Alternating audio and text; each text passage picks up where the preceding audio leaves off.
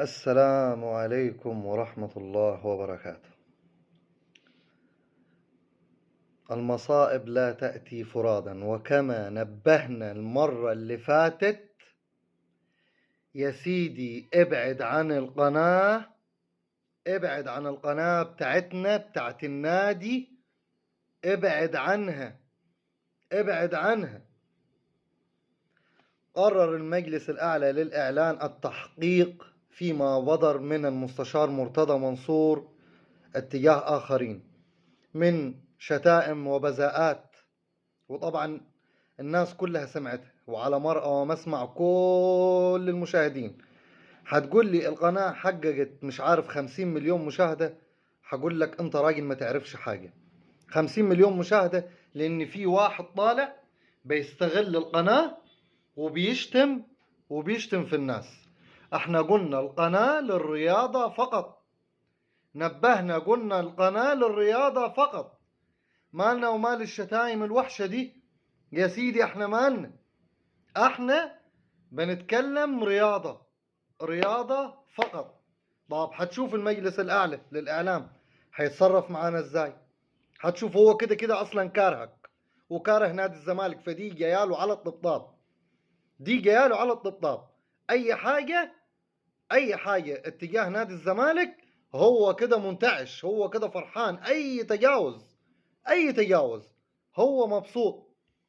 انا مبسوط كده، احنا هنتدمر كده، انت كده هتخرب بيتنا، انت كده هتسرح اللعيبه. يا اخي هي القناه اللي احنا بنتنفس من خلالها، بنتنفس وقلنا شغاله اعلانات وقلنا في كوادر حلوه فيها، وقلنا هو مصطفى يونس الراجل الاهلاوي اشتغل برضو في القناه عندنا، وقلنا خلاص الدنيا ماشيه وتمام. وفي نيرفانا العبد المذيعه اللي كانت عندنا خلاص اهو هتحلل في كاس العالم في قناه بين سبورت. يعني احنا بنطلع كوادر اعلاميه كويسه. ايه لازمتها المهاترات؟ ايه لازمتها الشتايم؟ انا مش قادر اقول الشتايم بتاعته، انا مش قادر اقول الشتايم بتاعته. وبعدين وبعدين وبعدين طيب، ما احنا مش عارفين. وعلى وعلى وعلى النقيض الناحية التانية المنافس، ايوه قناة ملهاش اي 30 لازمة، وفعلا بيقدموا اي سمك لبن تمر هندي، بس الدنيا هادي، بس الدنيا مستقرة عنديهم. احنا ليه نتحط في جملة مفيدة ويقعد يقول لك وقف مش عارف ايه، وقف في ايه في القناة. طب اهو دلوقتي هيتربص لك، حتى لو ما اتقفلتش القناة هيتربصوا لك ليك انت، هيتربصوا لك ليك انت. هيقولوا منع المستشار مرتضى منصور من الظهور في الاعلان لمدة شهرين. استفدت حاجة انت؟ احنا كده استفدنا حاجة؟ احنا بالطريق دي احنا بالطريقة دي استفدنا حاجة؟ يا سيدي ما بتطلع كل يوم بتاخد لك ساعة ساعتين بتقعد تتكلم عن المشاكل بتاعت نادي الزمالك، وبتقعد تقول ممدوح عباس، واحنا في صفك واحنا معاك. ليه كده؟ طيب اهو هيحرموك انت نفسك، هيحرموك انت نفسك من الظهور. استفدنا ايه احنا؟ ومش هيستكفوا هم بكده، مش هيستكفوا بكده. يعني ممدوح عباس من ناحية وانت من ناحية في الشتايم. يا سيدي ما حدش قال لك ما تطلعش في القناة، اطلع اتكلم عن المشاكل بتاعت النادي، اطلع اتكلم عن اللعيبة، اطلع اتكلم على الجهاز الفني، بس ما ندخلش في دوامات. يعني دوامة ممدوح عباس اللي انت كل يوم بتطلع فيها وبتتكلم، فاحنا معاك، احنا معاك والله، احنا معاك. واحد بيخرب النادي وواحد بيدمر النادي، وانت وحضرتك واقف قصادهم، واحنا معاك،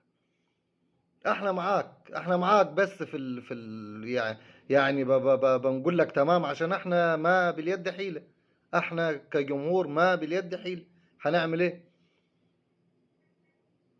فانت كده استهدى بالله وابوس ايدك ابعد عن القناة، وما تشتمش فيها تاني. انا مش هقول لك ابعد عن القناة عشان انت اللي عاملها، فعلا انت اللي عاملها، وانت بيدك هتقفلها. بالطريقة دي هتتقفل، بالطريقة دي هتتقفل.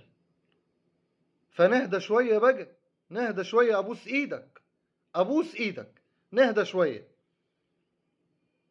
والله كتر خيرنا احنا كجمهور نادي الزمالك، اقسم بالله العظيم كتر خيرنا. تعبنا والله من كتر المشاكل. كل الدنيا فيها استقرار وفيها يعني بيعملوا فترة اعداد حاليا، الا احنا لازم ندخل في دوامة ولازم ندخل في مشاكل، الا احنا. ليه كده طيب؟ ليه كده؟ وبعدين يلا، حسبي الله ونعم الوكيل في من أراد تدمير أكبر نادي في مصر وأفريقيا، ألا وهو نادي الزمالك. ده نادي كبير جدا والله، وجمهوره بالملايين في كل حتة، في كل الدول، في كل الدول جمهوره بملايين. وراه فين ما يكون.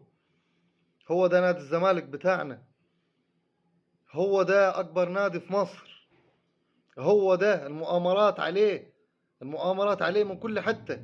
كان الله في عوننا، كان الله في عوننا. السلام عليكم.